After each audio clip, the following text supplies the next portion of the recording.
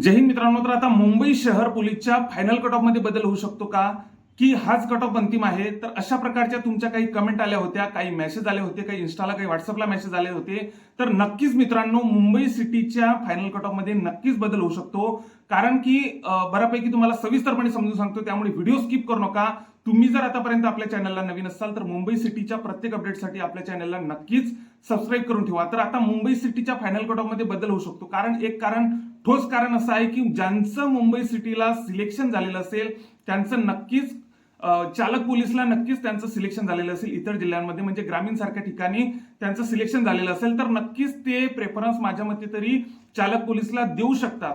त्याच्यानंतर अशा प्रकारे मुंबई सिटीच्या कट ऑफ मध्ये बदल होऊ शकतो. हे पहिलं कारण झालं. त्याच्यानंतर जर आपण दुसरं बघितलं तर आता आपल्याला काही कालावधी दिलेला होता आक्षेप घेण्यासाठी, तर त्याच्यामध्ये जर काही कमी जास्त झाला तर नक्कीच आपल्या कट ऑफ मध्ये बदल होऊ शकतो. त्याच्यानंतर आता ईडब्ल्यूएस कॅटेगरी बद्दल जर बोलायचं झालं तर आता ईडब्ल्यूएस कॅटेगरीचा बऱ्यापैकी आता ठिकाणी ईडब्ल्यूएस कॅटेगरीला जॉईनिंग देत नाही आहे. तर आता त्यांच्या कास्टचा काही प्रॉब्लेम चालू असल्यामुळे त्यामध्ये जर काही बदलाव झाले तर नक्कीच ईडब्ल्यू आता आपल्या मुंबई सिटीच्या कट ऑफ मध्ये नक्कीच बदल आपल्याला दिसून येणार. त्याच्यानंतर आता डॉक्युमेंट राहिलेले आहेत बऱ्यापैकी मित्रांनो. डॉक्युमेंटमध्ये पण बऱ्यापैकी मुलं बाहेर पळत असतात. त्याच्यामुळे आता मुंबई सिटीच्या कट ऑफ मध्ये नक्कीच आपल्याला बदलाव होताना दिसणार आहे. तर अशा प्रकारे मुंबई सिटीच्या कट ऑफ मध्ये बदल होऊ शकतो. त्याच्याच बरोबर आता जशा काही याच्याबद्दलच्या प्रॉपर अपडेट येत राहतील, म्हणजे डॉक्युमेंटला कधी बोलवतील, त्याच्यानंतर इतर ज्या काही आता समोरच्या अपडेट येत राहतील मुंबई सिटीच्या, त्या आता आपण आपल्या चॅनलवर टाकणारच आहे. त्यामुळे जे आतापर्यंत आपल्या चॅनलला नवीन असाल त्यांनी नक्कीच मुंबई सिटीच्या प्रत्येक अपडेटसाठी चॅनलला